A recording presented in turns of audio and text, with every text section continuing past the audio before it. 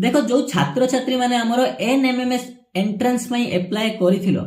Finally उठे तांको पई न्यूज आसी पहुंचाची न्यूज टे एया कि आपण माने जानिथिबे एनएमएमएस एंट्रेंस पई जो एडमिट कार्ड ता डाउनलोड करिया ऑप्शन केते तारिख थिला 3 तारिख दिन आपनकर एडमिट कार्ड आपण माने डाउनलोड करि पारि थांते बट सेटा कोन हेछि ना सेटा एक्सटेंड हेइ साची आ तर एग्जाम डेट ता केबे थिला एग्जाम डेट ता थिला 7 डिसेंबर माने आपण माने 3 तारिख दिन एडमिट कार्ड डाउनलोड करबे आ 7 तारिख दिन एग्जाम देते जाई थांते बट सेटा बे एक्सटेंड हेइ साची मु आपन वर्तमान नै जिवि एनएमएमएस ओडिसा रो ऑफिशियल वेबसाइट को नै होछि सेठी आपन पूरा डिटेल्स रे बुझि दुजी कोन हेछि कोन नै देखो मुझे एनएमएमएस रो ऑफिशियल वेबसाइट को आसी आसरे पर आपण देखि पारबे क्लियरली से माने मेंशन कोन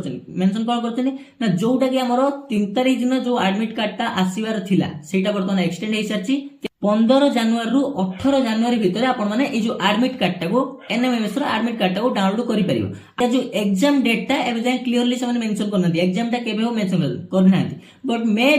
बी भाई ए जनवरी मास सुधा आपनकर एग्जाम ता भी हेइ जिवो काहे कि ना भाई देखो से माने कहउछन जे जत्तेबेले एग्जाम डेट ता हमर फाइनल हेइ जिवो हमें नोटिफिकेशन माध्यम आपन जणे दउ तो जत्तेबेले यार एडमिट कार्ड ता डाउनलोड करिया ऑप्शन आ जिवो पूरा मु डिटेल्स रे वीडियो बनै कहि दे आपन माने केमिति निज मोबाइल माध्यम रे एडमिट कार्ड ता डाउनलोड करि परिबे आ एग्जाम डेट भी पूरा प्रॉपर्ली बुझाई की कहि देबे आ भाई वीडियो टा को निश्चित भाव रे शेयर कर दे भाई कहार ना कहार हेल्प हे जो काई ना समस्त भाबी दे भाई हमर 3 तारिख दिन एडमिट कार्ड आसीबो आ हमें एग्जाम दे दे जे मु 7 तारिख दिन भाई केई माने एक्सटेंड हेइ सरचे एक्चुअली डेट टा एक्सटेंड हेइ सरचे तो प्लीज यार वीडियो शेयर कर दे कहार ना कहार तो हेल्प हे जो आ एई बडे इंफॉर्मेटिव वीडियो पई प्लीज यार फॉलो शेयर कर दे जय जगन्नाथ।